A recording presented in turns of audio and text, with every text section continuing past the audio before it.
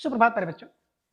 आज हम कक्षा 8 की मुख्य पाठ्य पुस्तक बसंत भाग 3 का 16वां पाठ पानी की कहानी, इस पाठ का प्रश्नाभ्यास हल करेंगे। अब प्रश्न संख्या 1 देखें। लेखक को ओस की बूंद कहाँ मिली?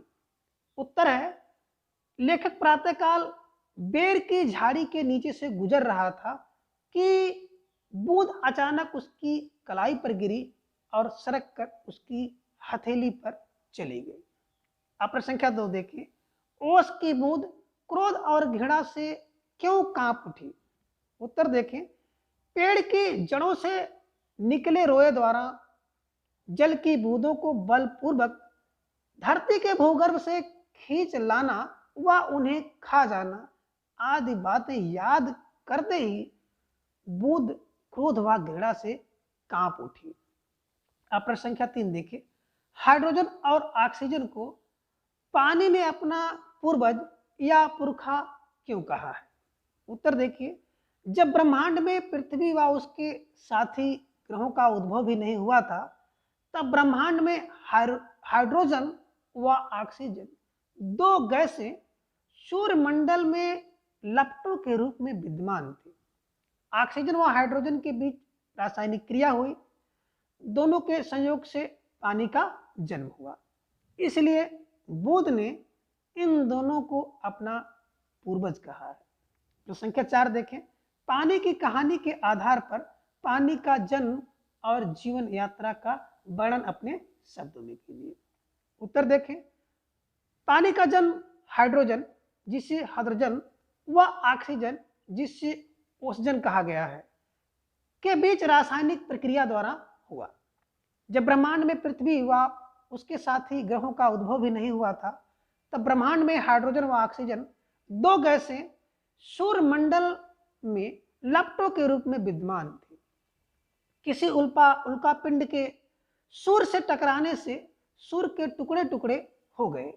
उन्हीं टुकड़ों में से एक टुकड़ा पृथ्वी के रूप में उत्पन्न हुआ और इसी ग्रह में ऑक्सीजन व हाइड्रोजन के बीच रासायनिक क्रिया हुई और दोनों के संयोग से पानी का जन्म हुआ।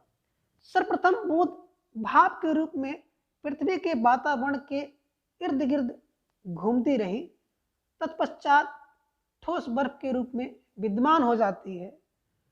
समुद्र से होती हुई वह गर्म धारा से मिलकर अपने ठोस रूप का त्याग कर जल का रूप धारण कर लेती है। अब प्रश्न के 5 देखिए। कहानी के अंत और आरंभ के हिस्से को स्वयं पढ़कर देखिए और बताइए कि ओस की बूंद लेखक को आप बीती सुनाते हुए किसकी प्रतीक्षा कर रही थी? उत्तर देखिए, कहानी के अंत और आरंभ के हिस्से को पढ़कर यह पता चलता है कि ओस की बूंद सूर्य उदय की प्रतीक्षा कर रही थी, अर्थात सूर्य के उदय होने की प्रतीक्षा कर रही थी। अब प्रश्न संख्या 6 देखें। समुद्र के तट पर बसे नगरों में अधिक ठंड और अधिक गर्मी क्यों नहीं पड़ती है?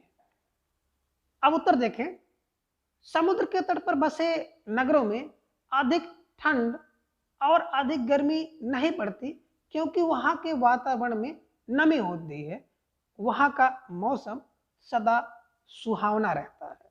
अब प्रश्न संख्या 7 देखें। पेड़ के भीतर फव्वारा नहीं होता, तब पेड़ की जड़ों से पत्ते तक पानी कैसे पहुंचता है? इस क्रिया को वनस्पति शाखा में क्या कहते हैं? अब उत्तर देखें, पेड़ के भीतर फव्वारा नहीं होता, तब पेड़ की जड़ों से पत्ते तक पानी पहुंचता है क्योंकि पेड़ की जड़ों व तनों में जाइलम और फ्लोएम नामक वाहिकाएं होती हैं जो पानी जड़ों से पत्तियों तक पहुंचाती हैं। इस क्रिया को वनस्पति शास्त्र में संवहन, जिसे ट्रांसपायरेशन कहते हैं। अगला है भाषा की बात, प्रश्न संख्या 8। किसी भी क्रिया को पूरी करने में जो भी संज्ञा आदि शब्द संलग्न होते हैं वे अपनी अलग अलग भूमिकाओं के अनुसार अलग अलग कारकों में या वाक्यों में दिखाई पड़ते हैं। जैसे वह हाथों से शिकार को जकड़ लेती थी। जकड़ना क्रिया है तभी संपन्न हो पाएगी जब कोई व्यक्ति या वह जकड़ने वाला हो। कोई वस्तु शिकार हो जिसे जकड़ा जाए। इन भूमिकाओं की प्रकृति अलग अलग है। व्याकरण में ये भूमिकाएं कारकों के अलग अलग भेदों जैसे कर्ता, कर्म, करण आदि से स्पष्ट होती हैं। अपनी पाठ्य पुस्तक में इस प्रकार के 5 और उदाहरण खोजकर लिखिए और उन्हें भली भांति परिभाषित कीजिए। अब उत्तर देखें। मैं आगे बढ़ा ही था कि बेर की झाड़ी पर से मोती की बूंद मेरे हाथ पर आ गिरी। अब बेर क्या है? संबंध कारक है। हम बड़ी तेजी से बाहर फेंक दिए गए। अब तेजी से क्या है? अपादान कारक है।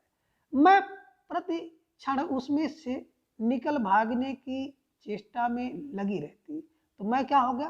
कर्ता कारक। वह चाकू से फल काट कर खाता है, तो चाकू से मैं क्या हो गया? करण कारक हो गया।